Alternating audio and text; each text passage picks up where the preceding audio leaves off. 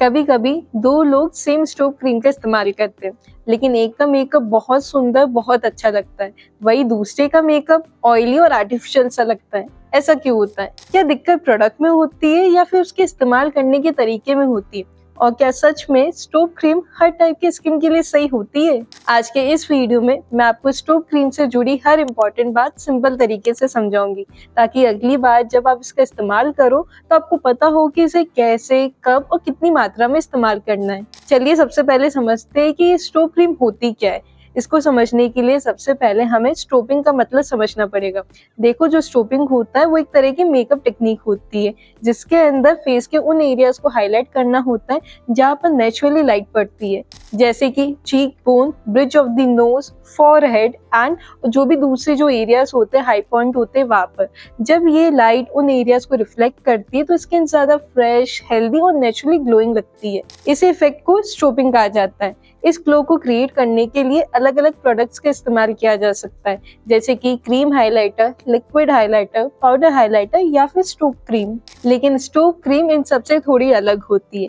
ये सिर्फ स्किन को ग्लो नहीं देती, बल्कि उसे हाइड्रेट भी करती है। इसी वजह से स्किन ज्यादा हेल्दी, फ्रेश और रेडिएंट नजर आती है, ना कि चमकदार लगती है। चलिए अब समझते हैं कि स्टोव क्रीम का सही शेड कैसे चूज किया जाता है, क्योंकि अगर शेड गलत हो गया तो स्टोव क्रीम नेचुरल ग्लो देने के बजाय उल्टा आपके मेकअप को बहुत फेक दिखा सकती है। अब ध्यान से सुनो, अगर आपकी स्किन टोन थोड़ी फेयर से लेकर लाइट है तो पिंक टोन वाली स्टोव क्रीम आपके लिए अच्छी रहेगी। ये स्किन के साथ अच्छी तरह से ब्लेंड हो जाती है और एक सॉफ्ट नेचुरल ग्लो देती है, जो ज्यादा लाउड भी नहीं लगता। अब अगर आपकी स्किन थोड़ी लाइट से लेकर मीडियम स्किन टोन के रेंज में आती है तो आपके पास थोड़ी फ्लेक्सिबिलिटी होती है। आप पिंक और गोल्ड दोनों शेड्स को ट्राई कर सकते हो, दोनों ही स्किन पर अच्छे लगते हैं। बस ये आपके अंडरटोन और पर्सनल प्रेफरेंस पे डिपेंड करता है। लेकिन अगर आपकी स्किन टोन थोड़ी मीडियम से लेकर डार्क की तरफ है तो यहाँ पर शेड सिलेक्शन पे आपको थोड़ा ध्यान देना बहुत जरूरी है। बहुत सारे लोग गलती से या तो बहुत ज्यादा लाइट या फिर कूल अंडरटोन वाली स्टोव क्रीम को चूज कर लेते हैं। ऐसे शेड डार्क स्किन पर नेचुरली ब्लेंड नहीं होते और कभी कभी फेस को ग्रे या ऐशी भी दिखा सकते हैं। इसलिए मीडियम से लेकर डार्क स्किन टोन वाले लोगों पर वार्म अंडरटोन शेड ज्यादा अच्छे लगते हैं। गोल्ड, ब्राउन्स या कॉपर जैसे शेड स्किन के टोन के साथ अच्छी तरह से मैच करते हैं और एक नेचुरल हेल्दी ग्लोइंग लुक देते हैं। अब बात करते हैं स्टोव क्रीम को यूज करने के अलग अलग तरीकों की।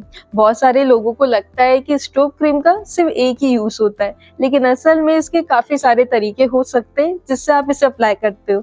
ये डिपेंड करता है कि आप कितना ग्लो चाहते हो और आप किस टाइप का लुक क्रिएट करना चाह रहे हो। सबसे पहला तरीका है प्राइमर के बाद स्टोव क्रीम लगाना। देखो, प्राइमर स्किन को स्मूथ करता है और मेकअप के लिए एक इवन बेस तैयार करता है। उसके बाद जब आप स्टोव क्रीम लगाते हो तो स्किन को हाइड्रेशन और ग्लो दोनों मिलता है। ऐसा करने से मेकअप ज्यादा फ्रेश और रेडिएंट नजर आता है। दूसरा तरीका है इसे फाउंडेशन के साथ मिक्स करना। अगर आपको लगता है कि आपका फाउंडेशन थोड़ा मैट लग रहा है तो आप उसमें थोड़े से स्टोव क्रीम मिला सकते हो। ऐसा करने से पूरे फेस पर एक इवन सा ग्लो आ जाता है और स्किन ज्यादा हेल्दी दिखाई देती है, बिना किसी पैचीनेस के। तीसरा तरीका है स्टोव क्रीम को ब्लश के साथ मिक्स करके यूज करना। यहाँ पर आपको थोड़ी सी स्टोव क्रीम को ब्लश में मिक्स करना है और उसे अपने चीक स्पून पे अप्लाई करना है और ब्लेंड कर लेना है। ऐसा करने से चीक पर एक सॉफ्ट और नेचुरल ग्लो दिखाई देता है और ऐसा लगता है कि आपकी स्किन अंदर से ग्लो कर रही है, इनर ग्लो आ रहा है। ये लुक हैवी हाइलाइटर के मुकाबले काफी नेचुरल भी लगता है।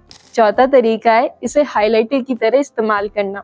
आप स्टोव क्रीम को डायरेक्टली अपने उन फेस के एरियाज पे लगा सकते हो जहाँ पर नेचुरली लाइट पड़ती है, जैसे cheek bones, bridge of the nose और आंखों के इनर कॉर्नर में।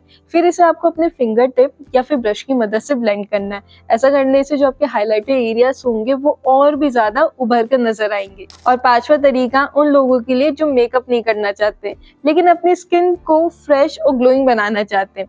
ऐसे में आपको अपने मॉइस्चराइजर में थोड़ी सी स्टोव क्रीम को मिक्स कर लेना है और आपको उसको लगा लेना है। ऐसा करने से जो स्किन होती है उसे हाइड्रेशन भी मिलती है और एक हेल्दी ग्लो भी मिलता है। इसे आप अपने डेली, कॉलेज, ऑफिस या फिर किसी कैजुअल आउटिंग के लिए भी इस्तेमाल कर सकते हो। अब बात करते हैं हमारे सबसे इम्पोर्टेंट सवाल पर, क्या स्टोव क्रीम हर स्किन टाइप के लिए सही होती है? इसका जवाब है नहीं। इसलिए स्टोव क्रीम का इस्तेमाल करने से पहले आपको अपनी स्किन टाइप के बारे में पता होना बहुत जरूरी है। देखो, अगर आपकी स्किन ड्राई है तो स्टोव क्रीम आपके लिए सबसे ज्यादा फायदेमंद हो सकती है, क्योंकि ये आपको सिर्फ ग्लो ही नहीं देती बल्कि आपकी स्किन को हाइड्रेशन भी प्रोवाइड करती है। इसलिए ड्राई स्किन वाले लोग इसे आराम से इस्तेमाल कर सकते हैं और आपको क्वांटिटी को लेकर भी टेंशन लेने की बिल्कुल भी जरूरत नहीं है। नॉर्मल स्किन वाले लोगों के लिए भी स्ट्रोक क्रीम जनरली अच्छा ऑप्शन माना जाता है। आप इसे अलग अलग तरीकों से इस्तेमाल कर सकते हो और इस पर कोई खास लिमिटेशन भी नहीं है। अगर आपकी स्किन कॉम्बिनेशन है तो भी आप स्ट्रोक क्रीम का इस्तेमाल कर सकते हो, लेकिन यहाँ पर आपको थोड़ा बैलेंस बना के रखना होगा। अगर आप इसे मॉइस्चराइजर के साथ इस्तेमाल कर रहे हो तो आपको स्ट्रोक क्रीम की क्वांटिटी को थोड़ा कम रखना है, या फिर आप इसे फाउंडेशन या किसी और मेकअप प्रोडक्ट के साथ मिक्स करके इस्तेमाल कर सकते हो, ताकि जो आपका फेस होगा ना वो ज्यादा शाइनी शाइनी नहीं लगेगा। सेंसिटिव स्किन वाले लोगों के लिए भी स्ट्रोक क्रीम आमतौर पे सेफ मानी जाती है, क्योंकि ज्यादातर जो प्रोडक्ट होते हैं वो डर्मेटोलॉजिकली टेस्टेड होते हैं। फिर भी हर स्किन अलग होती है, इसलिए जब भी आप पहली बार इसका इस्तेमाल कर रहे हो तो आपको सबसे पहले पेस्ट टेस्ट जरूर कर लेना है। लेकिन अगर आपकी स्किन ऑयली है तो स्ट्रोक क्रीम को आपको पूरे फेस पे लगाना नहीं है, क्योंकि देखो आपकी स्किन पे ऑलरेडी नेचुरल ऑयल प्रोडक्शन होता है, और ऐसे में जब आप पूरे फेस पे स्ट्रोक क्रीम लगा लेते हो तो कुछ ही देर में जो आपका फेस होता है वो बहुत ज्यादा ऑयली और ग्रीसी दिखने लगता है। अब इसका मतलब ये बिल्कुल ही नहीं है कि ऑयली स्किन वाले लोग इसका बिल्कुल इस्तेमाल नहीं कर सकते। अगर आपको स्ट्रोक क्रीम का वो ग्लो पसंद है तो आप एक सिंपल सी ट्रिक ट्राई कर सकते हो। आपको अपना पूरा मेकअप कंप्लीट करने के बाद सिर्फ 1 या 2 ड्रॉप लेनी स्ट्रोक क्रीम की, और उसे अपने चीक बोन वाले एरिया पे, ब्रिज ऑफ द नोज पे, या फिर जो भी हाई पॉइंट है आपके फेस के वहां पर आपको हल्का डब डब करते हुए लगा लेना है। इसे ज्यादा स्प्रेड या ब्लेंड करने की जरूरत नहीं है।